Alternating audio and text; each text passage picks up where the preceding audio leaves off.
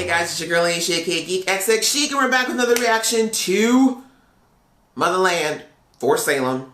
We are now on episode 8, which is called Citydrop. We had a lot go on in the last episode, namely that we now know how Scylla was recruited into Spree. We have a little bit more insight into her character for the first time, really. I feel like we've been seeing a lot of, sorry, choking over here. We've been seeing a lot of Scylla's actions without really understanding a lot of her thinking behind those actions. And we kind of got a little bit of insight into what drove her to join in the first place, and also the fact that she is regretting exactly how far Spree has had her go in order for the cause.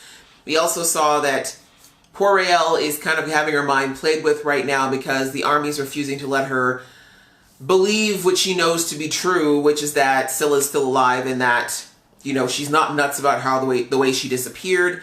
And obviously, I've said already that I feel like all that manipulation is definitely going to come back to bite her in the butt. Not her, but the military, I should say.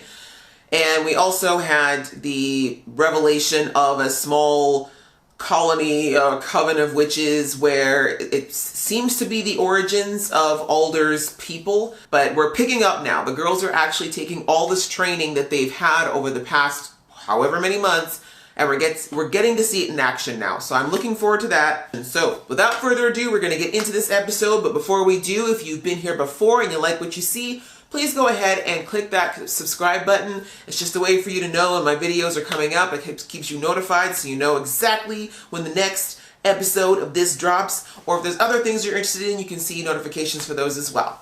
So, without further ado, let's get into the episode right about now. Really, Tally? Wow. Can you stand on it? You haven't even tried. I think it's broken. Raelle's like, I gotta do a heel this early? Okay. It's okay, I got you. I saw the Wait, she soul synced? That's what they do? Oh, that's right. I forgot that with the boy she healed, or tried to heal. I can't explain. You lied to Anacostia. No, I didn't. Tally, I trusted you. Oh, God. I mean, I really didn't have a whole lot of hope for Raelle already, but really, girl? Really? Tally? Tally.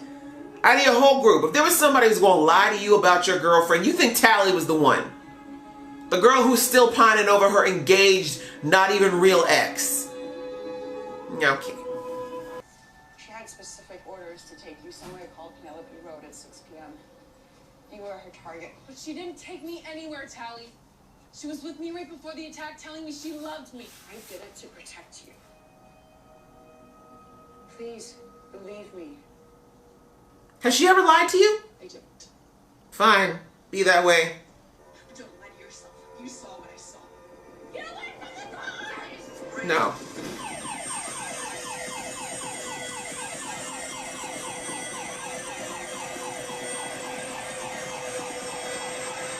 Raelle deserved all of that. Really? Was a clown necessary? Clowns are never necessary, for the record. Ever. She's like, plague on you, plague on you! Just sneeze on them, girls.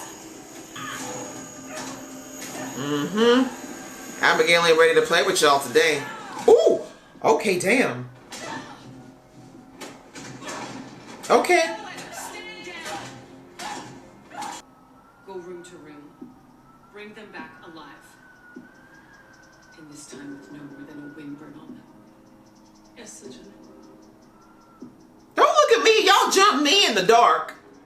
Abigail's like, you don't understand. I grew up in the hood. By hood, I mean a really, really rich community. But still, don't roll up on me like that. Mess around, get dead. That ain't your business, girl. Keep walking. No, you heard nothing, you see nothing, move on. Abigail, every black instinct in you right now is telling you not to investigate things that ain't your business, ma'am.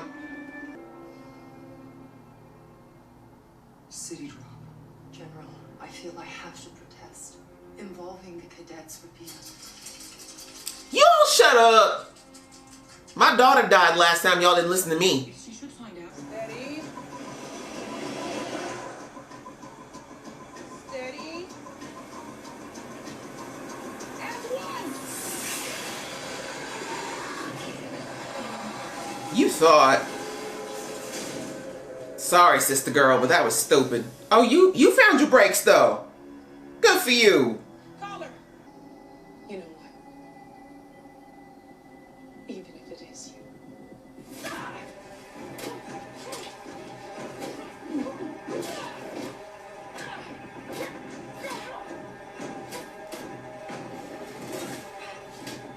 Put her to sleep, Rael. Come on, girl.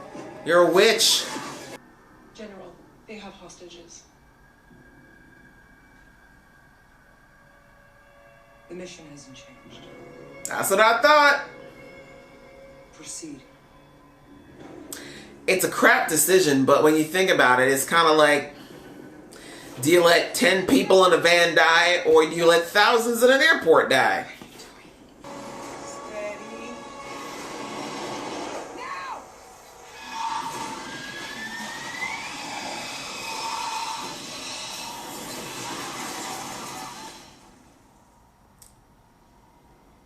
I blame Tally, but that seemed like it wasn't just her missing voice that caused that. Who's that? Not everybody made it. Oh. Someone got shrapnel, huh? It's Swythe, isn't it?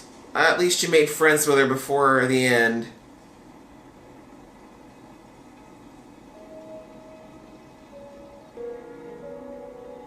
I was wondering why her and Swythe were making up.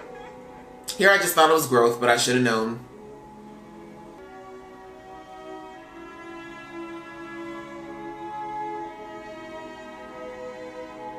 And the sad part is I feel like this girl died and the mission is not even over. Spree's not even over, so... And she wasn't even in active duty. Oh, explain yourself, Alder. They didn't want to die. And I told Anacostia, and she didn't care. She said that intel came straight from General Alder, and that there were no hostages. Alder wouldn't send us into a mission without all the facts. She sent us in before we even finished basic, Abigail. Right? I mean, you're asking Rael to see the light. Y'all need to see some other lights too. Just all. We all got some learning to do. Given that a cadet was killed during an improvised operation, I will be making a statement soon. And Anacostia, the world is a safer place for what you did today. Shut up. I should return to my cadets. Yeah. General. I literally am trying to keep the bile out of my throat looking at you right now. You old hag. Quite literally. Yeah, you're losing them by the pound, sis. Come in. Hey, you're still here? Sorry. Sad moment. Solemn. Libba died.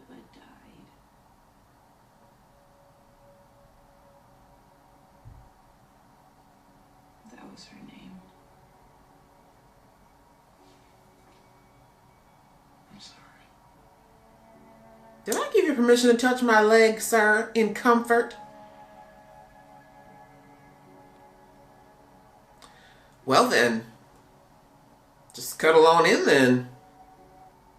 Whoever said that sounds like an idiot.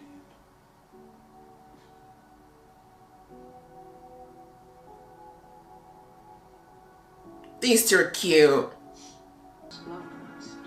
Acosta can't even look at your ass. On this great nation. I will take questions now. Oh, I got questions. But that's why we wasn't allowed to the press conference, huh?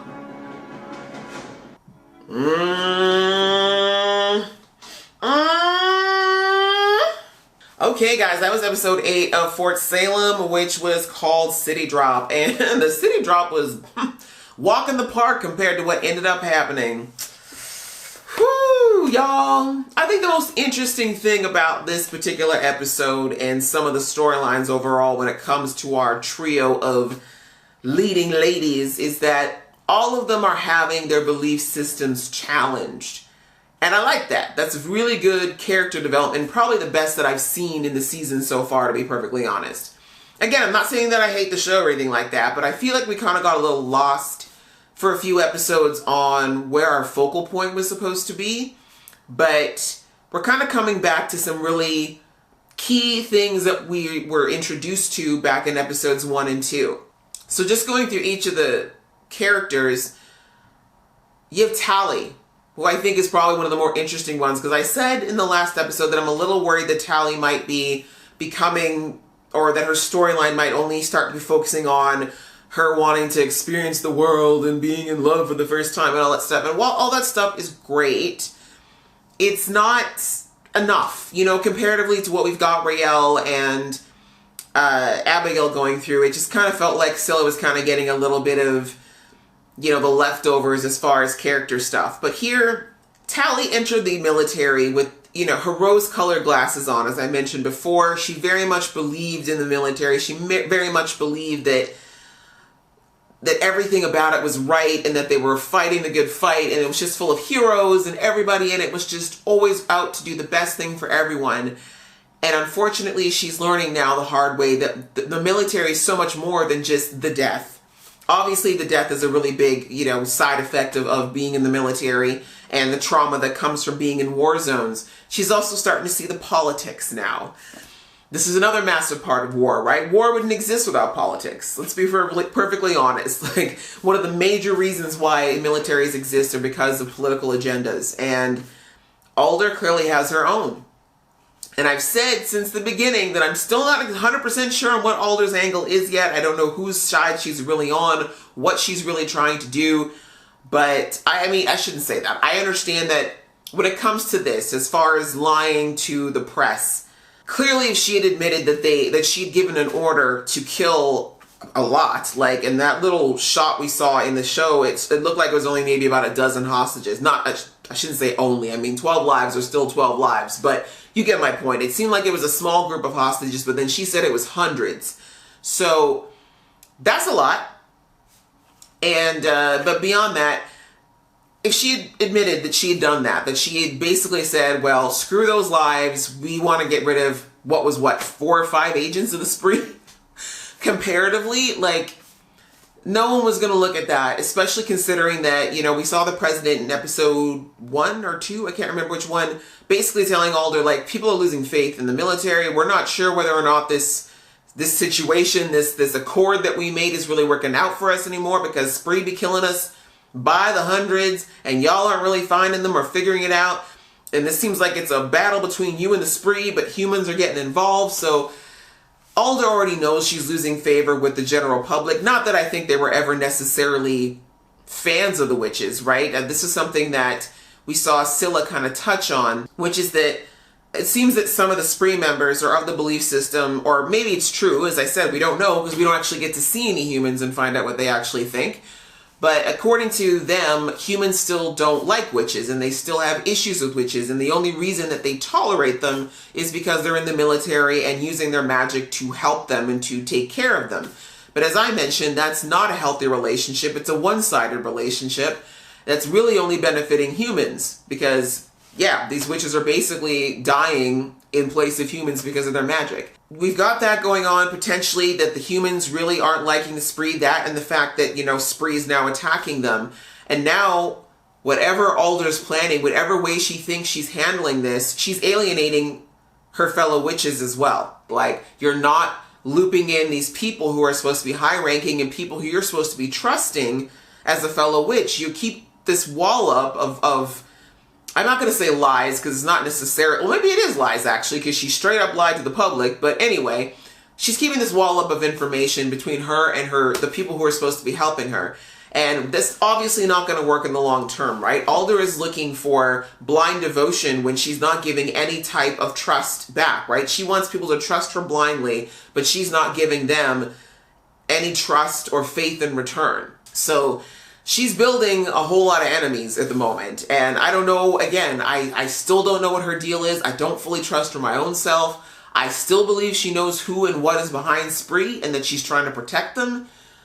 But in the you know, as they say, like, if you stand on the fence during a war, you're just gonna end up getting shot by both sides, and that's what's happening right now with Alder. Like, she's literally burning her bridges on both sides here, and that's kind of where Tally came in. Like, sorry, that was a long roundabout way to get back to my point, which is that Tally, the shine, the rose-colored glasses is starting to come off of military life, and she's starting to see that there's some things going on that are really starting to trouble her on a moral level. And she's really starting to see kind of more where Rael was coming from, in the sense of that the military is not all that they advertise themselves to be, and that it's not as great as Tally once thought. And I really do think that she is going to be one of the driving forces for whatever is the next, because I feel like this whole overall arc will be in this show as seasons go on, that there's going to be a revolution in even the way that the witches are handling things.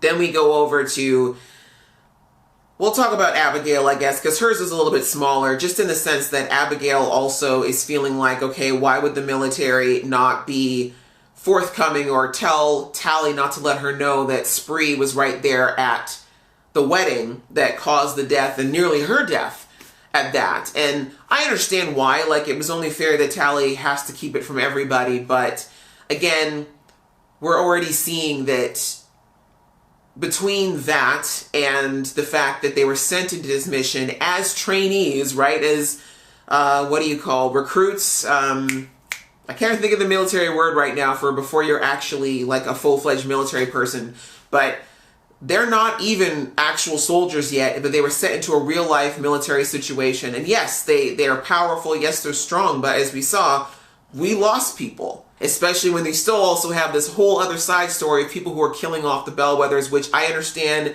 I know a lot of you commented about this, and it's true. This is not all Spree. There are other people who are clearly coming after witches and using the umbrella that Spree is providing to get this done. So anyways, we're seeing that the result is that my girl is seeing Abigail. She's starting to see that the military is not also what it's been hyped up to be in her mind her whole life, being born and raised and bred in a military family. She's learning that they clearly have been brainwashed to some extent, that she's been brainwashed to an extent, and that she's starting to see the layers of that veneer are starting to peel away, and she's starting to see that, you know, things aren't right. And it's not necessarily the military is a terrible thing, but that Alder potentially is not the right person to be in charge. A final thing, I guess, the final person was, of course, Rael. Thank you, hallelujah, praise God. My girl finally is letting all this emotion fall away, and for actually starting to look at the reason, actually starting to look at the facts that are being thrown in front of her, finally starting to listen to her gut inclinations that were tingling at the very beginning of the relationship, and realizing that she was duped. Now, I'm not saying, again, I want to just make this clear because I know some of y'all are fans of this relationship. I'm just saying, I don't think, it's not a matter of me not thinking that Scylla actually loves Rael. It's about the fact that she lied to her the entire time. And so I'm just glad that we're not going to see Rael just stupidly defending this girl anymore. So I really like this episode, guys. I hope you enjoyed watching along with me. If you did, please go ahead and hit that like button, because you know that lets me know that you like this kind of content, so I can keep making it. And if you guys have been here before, you like what you see, as I said before, please go ahead and hit that subscribe button. Join the family. We'd love to have you here. And that way you get to know whenever I upload these videos. So until next time, guys, stay safe and take care.